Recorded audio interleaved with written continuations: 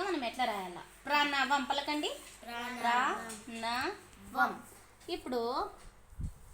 ఇప్పుడు మనం ఒత్తు పదాలు మనం ఎట్లా రాయాలనేది మీకు కొంచెం ఇబ్బంది.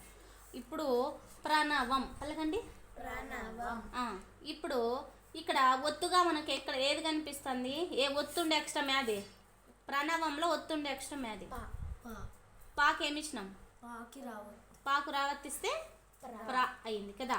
ఇప్పుడు ప్రాని మనం ఎలా రాయాలి? ప్రా అనే పలకండి. ప్రా. ఫస్ట్ ఏం పలుకుతున్నాం? పా.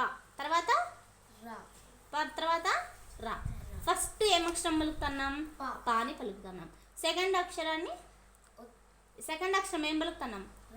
రాని పలుకుతున్నాం కదా. ఇప్పుడు మనం ఫస్ట్గా పలికేదాన్ని ఈ అక్షరాన్ని ఏం చేయాలా?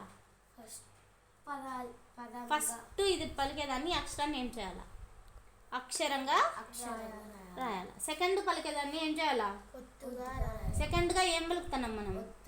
ఏంది పలుకుతున్నాం? ఏం అక్షరం పలుకుతున్నాం? రా. రాకి ఏమొత్తు వస్తుంది మీకు తెలుసు కదా. దాన్ని ఏం చేయాలా? రా ఒత్తుగా రాయాలా. ఇప్పుడు ఇదేమైంది? రా నా వం. ఇట్లా మనము ప్రతి అక్షరాన్ని ఒత్తు రాస్తాము. ఈ అక్షరాన్ని విడగొట్టుకుంటే మనకి ఒత్తు పదాలు రాయడం మీకు ఈజీగా అవుతుంది. అర్థమైందా?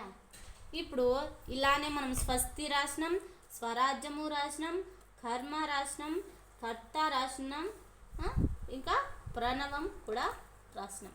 నెక్స్ట్ ఇంకా మహాత్ముడు రాద్దామా? మహాత్ముడు అనే పదంలో మనకి ఇక్కడ ఒత్తు అక్షరం ఎక్కడ కనిపిస్తుంది? మహాత్ముడు. మోక్షిత్ చెప్పు. మహాత్ముడులో ఇక్కడ ఒత్తు పదం ఏంది? ఎక్కడ కనిపిస్తుంది? మహాత్ముడులో తా కాదు, ఇది తా కొమ్మిస్తే తూ. తూకి ఏమిచ్చినాం? ఏం ఒత్తు ఇది? నైనా ఇదేంది నైనా? అర్షిత ఇదేం ఒత్తుమ్మా? మా ఒత్తు. తూకు మా ఒత్తిస్తే మూ. ఇది ఎలా రాయాలి?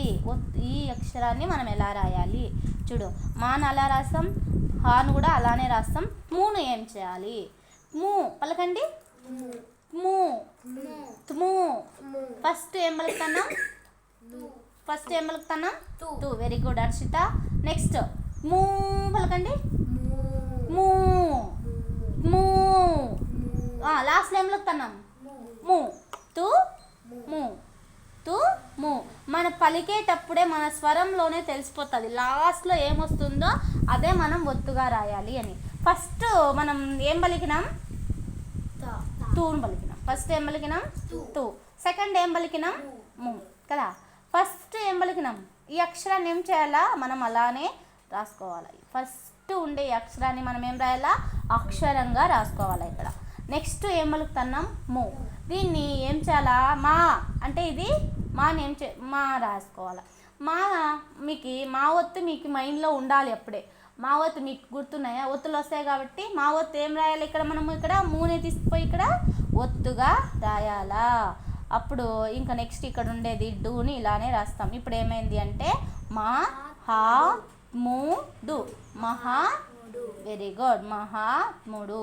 ఇలా చేస్తే మీకు ఎంత కష్టమైన పదమైనా ఎంత కష్టమైన ఒత్తులైనా మనం ఈజీగా రాయగలం అన్నమాట. సరేనా?